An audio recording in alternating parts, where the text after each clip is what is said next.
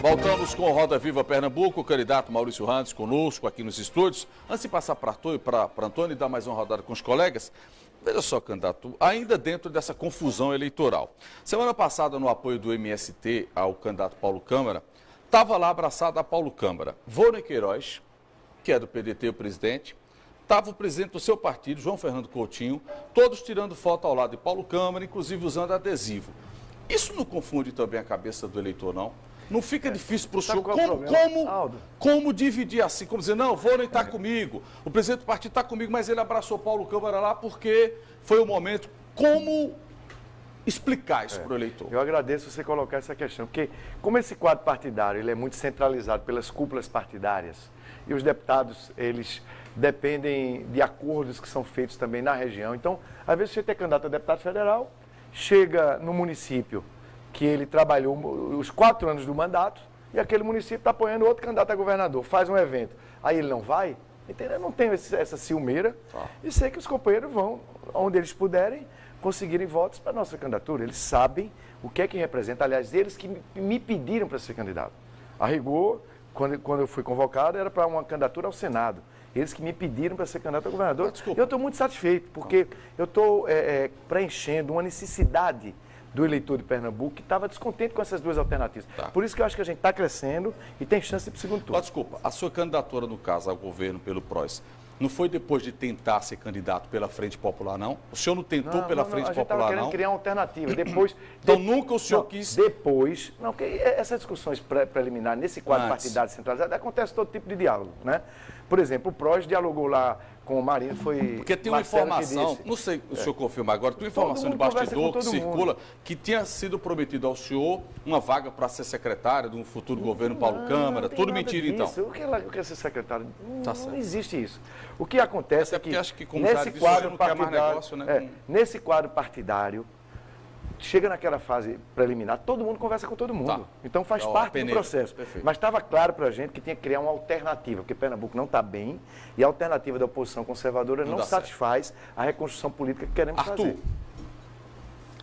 Candidato, no bloco anterior o senhor falou sobre a criação de uma criptomoeda como mecanismo, inclusive, de resgate de débito, do governo, na verdade, de relação com os credores, com os fornecedores do governo do Estado. Uma operação desse tipo, ele me parece remontar muito à emissão de novos títulos de crédito e numa operação complexa, eu acho que é original dentro do arranjo federativo brasileiro. Isso não precisaria ter aprovação no Senado e não corria o risco de ter um grande questionamento da credibilidade desse tipo de transação no mercado local? Eu penso que não. Sabe por quê, Arthur? Nós estamos com uma proposta que ela está fundamentada em regulamentações do Banco Central. Logo, ela é constitucional. Ela é constitucional e ela é legal, né? E ela está regulamentada pelo Banco Central. Então, a situação de Pernambuco é tão difícil. Pernambuco hoje tem 1.728 obras paradas, né? Deve aos fornecedores 3,4 bi. Investe só 1,140 bilhão de um orçamento de 34 bilhões. A saúde está sucateada, a situação da violência, ou seja, Pernambuco tem que saber pensar fora da caixa. Uma das razões pelas quais o atual governo não fez um bom governo é porque ele é muito convencional, é um governo muito com a lógica fazendária, a lógica de auditor, a lógica da burocracia. Então eu vou desburocratizar muito, eu vou criar um ambiente favorável aos negócios, eu vou usar a minha articulação que eu tenho no Centro-Sul e até internacional para trazer investidor para Pernambuco. Então se eu ficar pensando como o atual governo pensa, só com os mecanismos existentes, vai ser mais do mesmo. Pernambuco vai passar mais 4 anos nessa desgraça. A lei de responsabilidade fiscal não estabelece que cada emissão de nova operação financeira, no caso de todo débito, ele tem que ter uma previsão de crédito, que tem que indicar a fonte de receita, etc. Então, como é que seria a criação de uma criptomoeda? Não corria o risco de ser lido pelo mercado e pelas autoridades financeiras como criação de uma moeda podre e seria uma operação barrada desde o berço pelas autoridades. Se assim fosse, é importante você levantar isso. Se assim fosse, o Banco Central não autorizaria a criação da criptomoeda, né?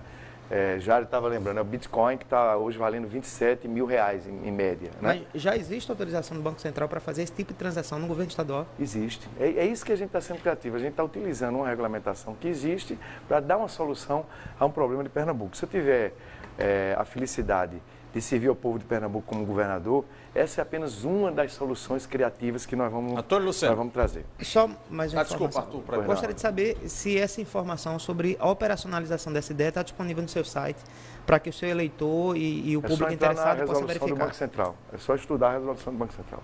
Não, mas aí eu tenho que ir para o Banco Central para poder vir para cá. O seu eleitor... Mas não era mais fácil botar no 3% do eleitorado pernambucano vai votar no senhor. Está no site, então. A proposta está apresentada. E quem quiser mais detalhe, pode também, se quiser, checar com a regulamentação do Banco Central. Antônio. Candidato, falando sobre violência, né? E uma coisa que não está muito clara, quer dizer, a gente viu nas suas entrevistas que o senhor disse que vai valorizar os policiais, vai alocar mais recursos para policiamento ostensivo, o senhor tem criticado a superlotação dos presídios, mas como é que o senhor vai combater realmente a violência, né? O senhor geralmente está utilizando um discurso que já está consolidado, mas que, na verdade, você consegue reduzir violência com investimentos em polícia civil e científica, já que, inclusive, o índice de elucidação de homicídios aqui em Pernambuco é de 32%, muito baixo. Muito baixo. Como é que o senhor vai fazer isso ao mesmo tempo que nós temos constrangimentos orçamentários? Né? Quer dizer, no último ano, Pernambuco teve um déficit de 292 milhões de reais. Então, o senhor está propondo um aumento de gastos e, ao mesmo tempo, que está esse constrangimento. Como é que o senhor vai conseguir balancear essas duas coisas, essa operacionalização? É um novo equilíbrio entre receita e despesa.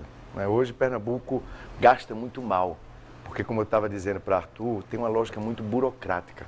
Então, por exemplo, para sinalizar uma nova direção, um eventual governo Maurício Ranz e Isabela de Roldão vai cortar logo na saída 30% dos cargos comissionados, que são 1.992 cargos comissionados. Vamos eliminar essa coisa de frota, um carro, um motorista para o chefe da seção, o chefe da divisão. Precisar ter um deslocamento a serviço.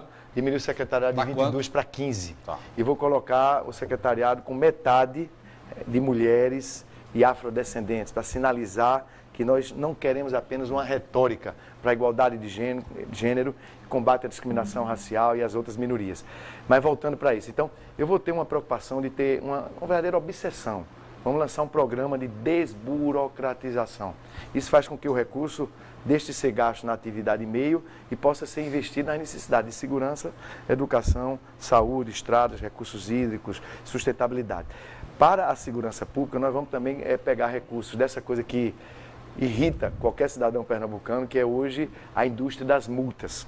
É claro que tem uma regulamentação e parte desses recursos vão para a educação para o trânsito. Mas uma parte desse recurso eu vou dar a destinação decente, ou seja, colocar no fundo de tecnologia, um fundo de inteligência policial. Estive conversando com os atores, os que botam a mão na massa para garantir a sua sobrevivência, o patrimônio de cada um de nós, que são os policiais e os delegados e os agentes de polícia. Tenho conversado muito com eles, eles estão desmotivados, eles precisam de incentivos de carreira. Eu, como advogado servidor, eu sei como negociar perspectivas que não necessariamente vão ter um grande custo, mas que representam a valorização dessas categorias. E eles vão opinar também, de modo mais proativo, na formulação das políticas públicas. Eu, inclusive, assumi o compromisso que o meu secretário de Defesa Social vai ser alternado entre um membro da Polícia Militar e um delegado da Secretaria de Defesa Social. Então, eu vou romper com aquele desenho de que necessariamente tem que vir uma pessoa de fora, como se nós desconfiássemos das pessoas. Mas você está alocando recursos de multa, mas que é uma coisa geralmente flutuante. Como é que o senhor tende a gerar, digamos, uma receita permanente? Eu não estou dizendo que a receita é única, né? A solução tem que ser multifacetada para a gravidade do problema. Mas você vai ter um foco. Primeiro, um foco de desburocratização, um foco de utilizar mais tecnologia na gestão, de simplificar procedimentos, trazer recursos externos. Eu tenho articulação em Brasília, tenho articulação no setor privado, vou fazer essa articulação, trazer investimentos. No momento que Pernambuco volta a ser um ambiente favorável ao investimento e volta a ter mais protagonismo político, o atual governador não tem força política em Brasília, eu vou fazer Pernambuco voltar a ter protagonismo político. Com isso, nós vamos trazer mais recursos. Quer ver um exemplo?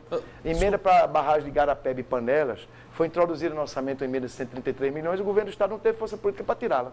Está parada. Eu queria pedir aos colegas perguntas rápidas para que o candidato possa responder todos e o telespectador possa acompanhar. Inácio, depois Marcelo, depois... Nessa questão da segurança, dando continuidade, é possível uma PM, uma polícia militar, menos racista, com abordagens à população negra,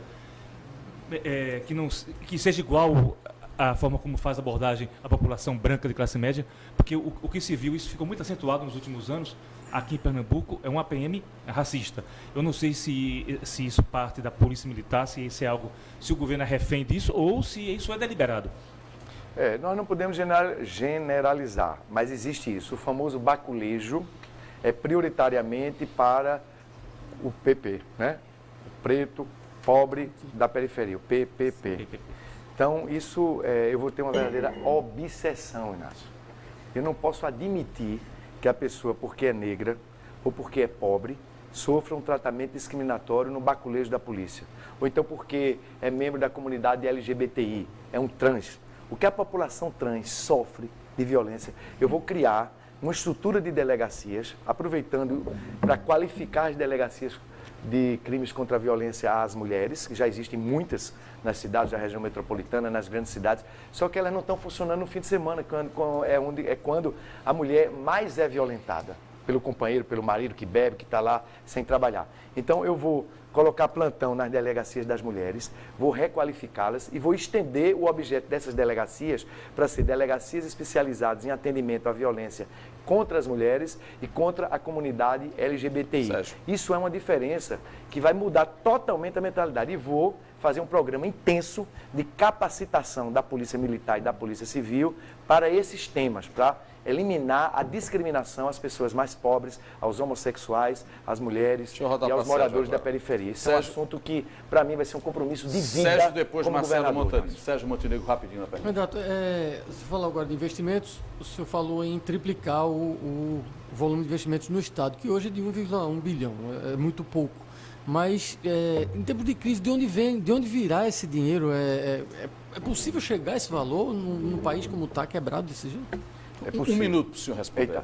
Primeiro, com mais articulação em Brasília, com a criação de um ambiente favorável ao investimento aqui para trazer investimento privado, com corte de despesas desnecessárias, com eficiência na gestão. Isso outros estados podem fazer, outros países da América Latina, não precisa ir à Europa e aos Estados Unidos não, fazem. Por que Pernambuco não pode fazer? O problema é de mentalidade. A atual mentalidade é uma mentalidade fazendária.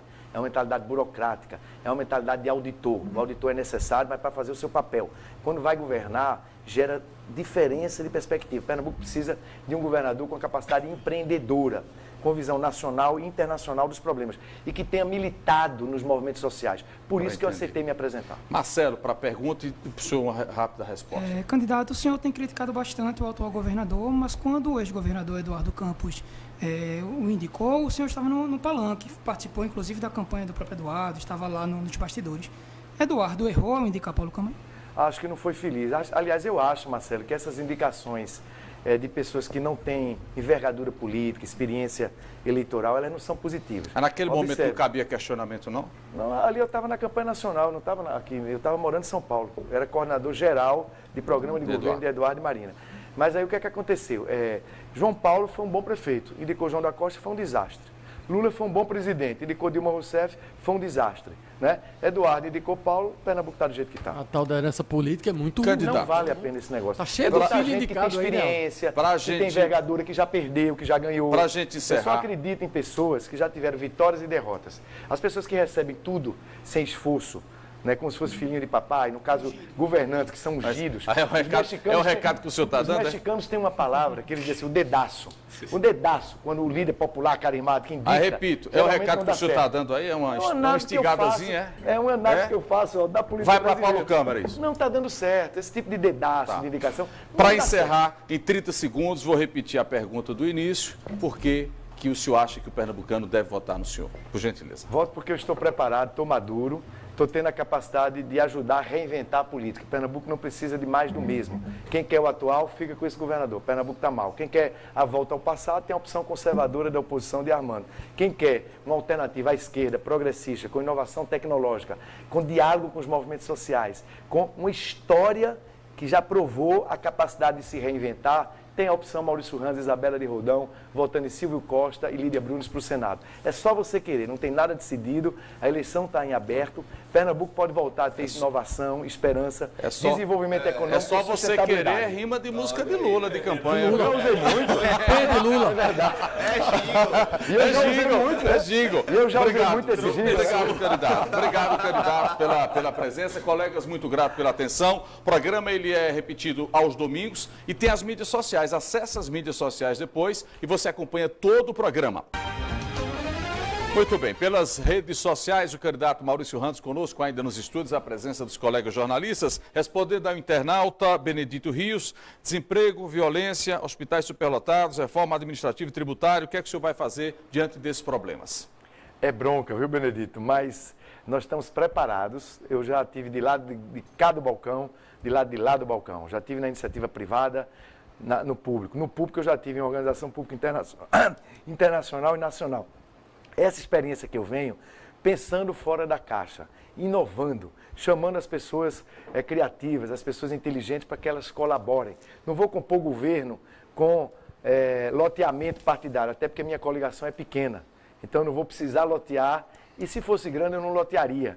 Eu vou fazer a composição de governo, reduzindo as secretarias, com pessoas especializadas, pessoas da sociedade civil, do empresariado, do movimento social, pessoas que realmente queiram fazer diferente, queiram melhorar Pernambuco. E vai dar certo, aposto que vai dar certo. Candidato, muito obrigado pela atenção e disponibilidade conosco aqui do Roda Viva. Eu que agradeço. Até o próximo encontro. Obrigado a você que nos acompanhou nas mídias sociais, Roda Viva Pernambuco, todas as terças, ao vivo, às 10h15 da noite. E aos domingos, a reprise. Até o próximo encontro.